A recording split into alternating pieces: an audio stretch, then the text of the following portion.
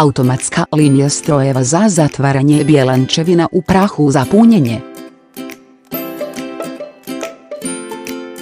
Primjenjivo na limenke, aluminijske limenke, plastične limenke i papirnate limenke, idealna je oprema za pakiranje u prahu.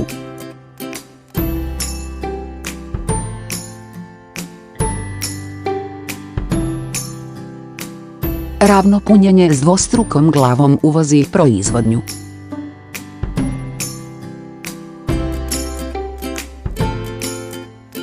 Servo kontrola cijelog stroja čini da oprema radi sigurnije, stabilnije i pametnije.